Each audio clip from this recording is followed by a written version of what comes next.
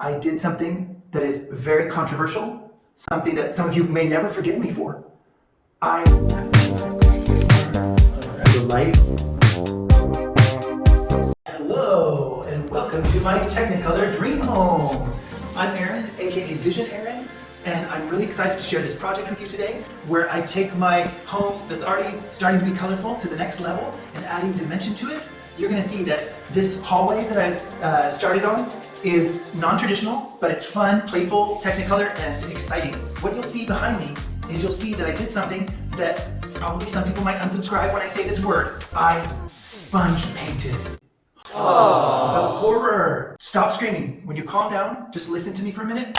It's not your mom or your grandma's sponge painting from the 90s, but I took that and I created texture and flow in a rainbow that goes all the way around this hallway. And not only does it serve the aesthetic function of making me feel happy whenever light comes through different windows throughout the day as the sun circles the house, but it also has a practical function as a sort of map for what I call the rainbow house.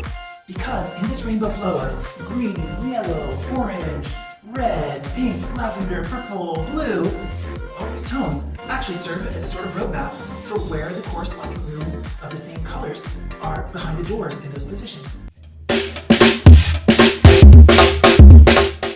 To start this project, we have to consider the space that we're dealing with. The main wall that we're going to be working on goes from sort of magenta, fuchsia, red, through orange to yellow and to kind of greenish yellow. It kind of stays in that section of the rainbow flow, and I'm going to be focusing most of my efforts today on that wall. And what that means is I'm going to be taking a lot of round mirrors so that they create a sort of bubble effect, and I'm going to be positioning them, trying to find the right positions to have a lot of variety in the shapes and sizes and positions. And I'm then going to paint them in colors that kind of go with the flow, but still stand out a little bit. And so I'm going to be going from magentas through yellows for most of the mirrors. The most important thing when we start this gallery wall, and I think in gallery walls in general, a lot of times you start with your biggest piece, but in this case, we have an outlet for a light. And strangely, but also kind of fortunately, this house came with like medieval looking light fixtures, which I actually think are pretty cool, but I'm going to be taking it to a little bit more of like a bubble, circular kind of vibe, and maybe I can use them in another space or in another project, or pass them on to somebody else who can do something amazing with them. We're going to be approaching this starting with the focus on the light, which is going to be kind of the main circle, and that's going to be kind of in a fixed position, and then holding some different shapes up against the wall, trying to get a feel for which kind of sizes I might want to put where, also considering the cabinets that are going to be below it. So that's the space that we're dealing with. Once we get a little bit of a feel, experimenting, holding up some frames and things like that, then we're going to measure the space that's from the ceiling to the cabinet underneath, and then we're going to kind of see how wide it is and recreate that space on the floor. So basically I like to create a space on the floor, measure it out. Sometimes you can tape it if you really want to be precise, and then you position all of the pieces, take a photograph so you can remember.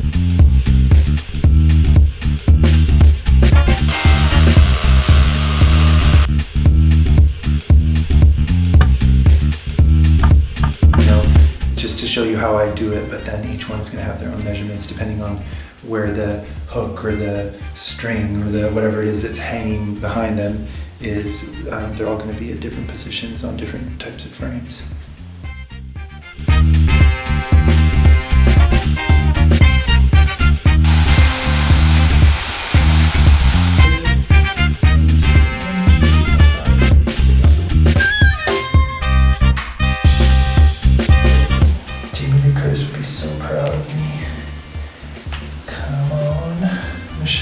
Is like, oh yes, everything everywhere all at once. This is the reality where I could lift the little mirror with my pink socks.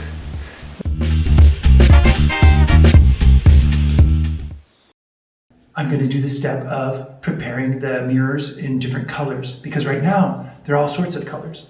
but I have to take some of them, which are older pieces, vintage pieces. Some are plastic frames that are kind of cheap. And what we're going to need to do is sand them and then prime them and then paint them in different colors that are going to be pleasing as they kind of flow along with the wall. I know that the light is going to be in the center, so that's going to be an orange color.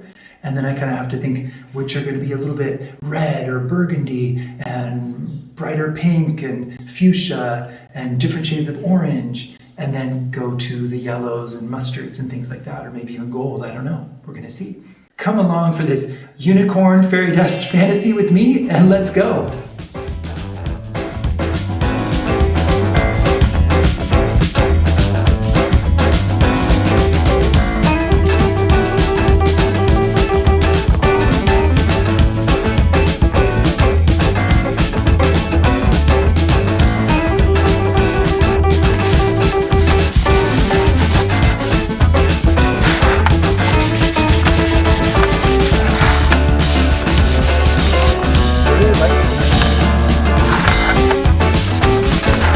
The most important frame that we're doing is this one because it goes around the light. So this is the one that we got to make turn orange, and a lot of surface area and lots of ins and outs. So got to just sand it so it's ready to take the primer.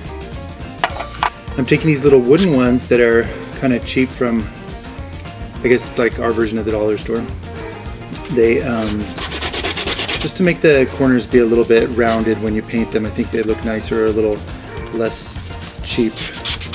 Though my aesthetic isn't really about like trying to look expensive. You know, a lot of people, that's their goal. But for me, it's about looking interesting, looking handcrafted, looking creative. That's more important than looking expensive or looking luxurious.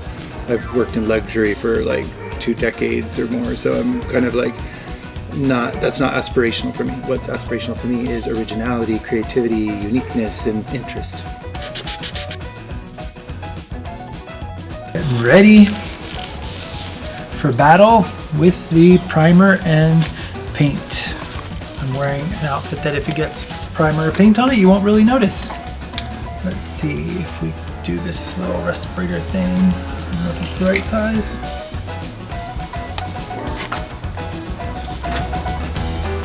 And just so it doesn't irritate my eyes.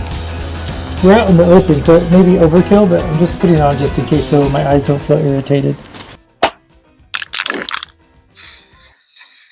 Yeah.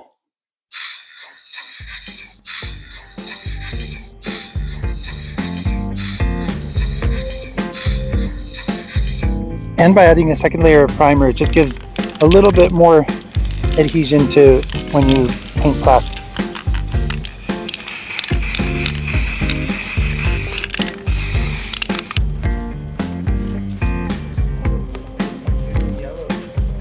Slightly different.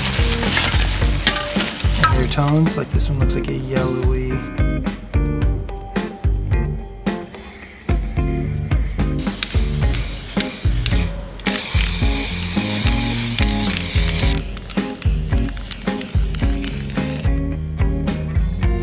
Different colors.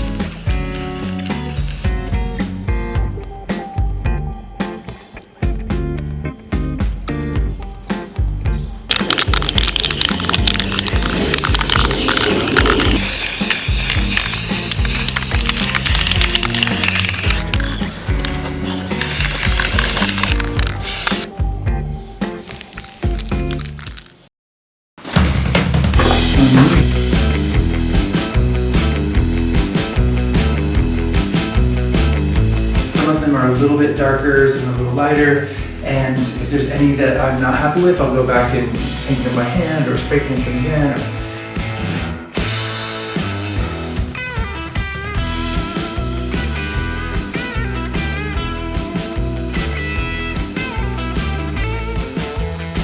So this is the fun part where we get to start hanging them on the wall, seeing what the overall effect is, and see what kind of effect changing the color of the frames really makes for all of these random mirrors that are different sizes, different frames, etc. By making them follow a bit of the flow and textured look of this wall, I think that even though it's still extra and over the top, they kind of look like they're a little bit more united with the with this gradient wall coloring that I've done.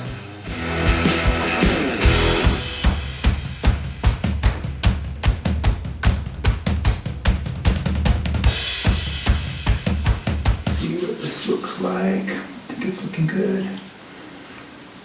Circle, circle, heart, circle, heart, circle.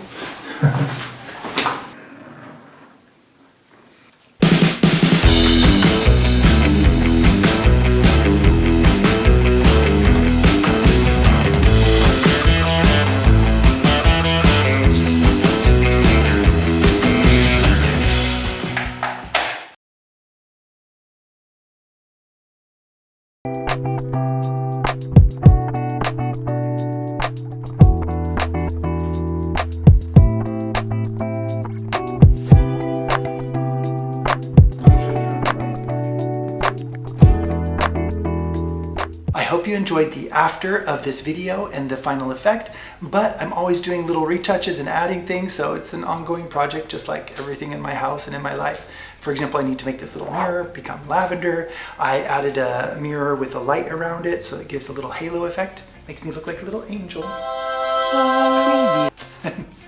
If you enjoyed this ridiculous, fun, colorful project of my bubble mirror wall, it means somehow we're connecting and that you enjoy my eccentricity, either for entertainment or hopefully to inspire you to do something a little bit more creative, a little bit more colorful beyond your comfort zone, but maybe what you're dreaming of, go for it. I can go this far, but maybe you just add a little bit of something, a little more pattern, a little bit more color.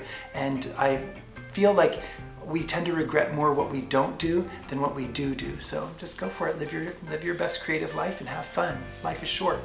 If you really don't like it, paint it white again, you know?